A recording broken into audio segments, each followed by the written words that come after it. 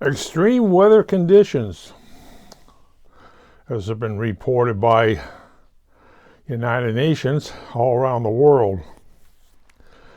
Well, you look at Hawaii. To me, Hawaii has always been dripping in water. It rains every day or something like that. Well, it turned out the fire Maui was an exception, but never a rule.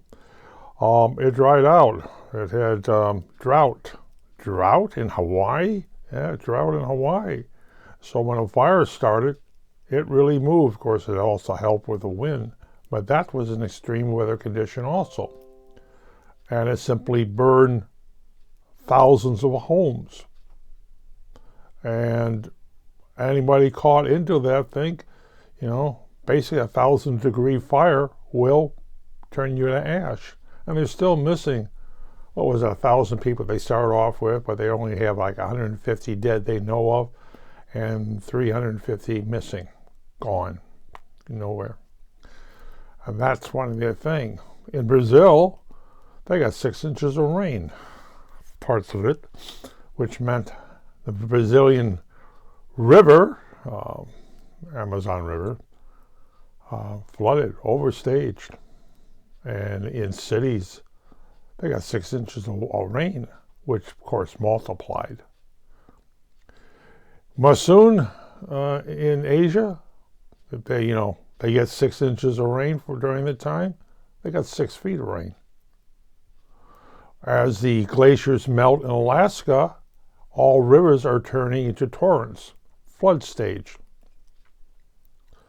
And that thing, of course, you saw the heating effect in the United States, where you got 3 oceans on either side. You got the Atlantic, the Pacific, and the Caribbean. Okay, it's not, the Caribbean's, the Gulf of Mexico. And the temperature of the Gulf of Mexico goes up to 90 degrees Fahrenheit. Never seen before, period. And for the last 5 years, been the hottest since they recorded anything. Wow. In the Sudan, it's drying out. And there just happened to be a small civil war going on. Yes. All across Africa, Russia has decided to, we can help you guys overthrow your government, and we will back you up. Yeah, well, I got news for the Russians fighting there. They're seen as invaders. They will get Russian guns and Russian ammunition and Russian tanks and Russian jets, and when they get done getting the stuff, they will kill the invaders. Yep.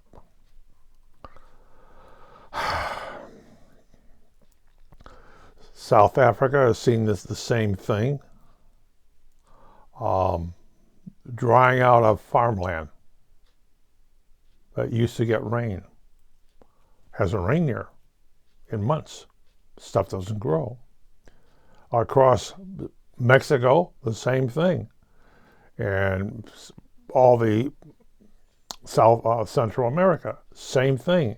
Lack of rain, which means look at the Panama Canal. You start looking at that, and the lakes to feed the Panama Canal are drying out. Well, of course, they won't dry out, but it's not raining like it's supposed to rain. That is a major problem. Of course, as you heat up the planet, you get rid of the permafrost, which I've always mentioned before.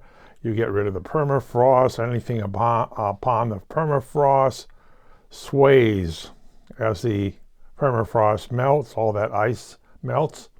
Everything below that melts, and buildings are sagging. And if you're talking a multi-story building sagging to the side, that's a problem. And another problem, lowlands in countries feeding herds of deer, Alaska herds, all that just above the sea level feeding grounds for the elk, elk. is slowly flood this year. It's wet. It wasn't wet last year. It's wet now, and it'll be wetter next year. That's extreme weather. Yes, and of course the hurricane. There's a new one forming today. They expect to hit a Category 5 with 160-mile-an-hour winds, possibly hitting the East Coast. That's going to be a pretty good surge of water against that thing. And they said, well, yeah, we might get a 12-foot surge. Ooh, anything built on the islands along the East Coast? Ooh, that should be interesting. But hey, that's our extreme weather on Earth.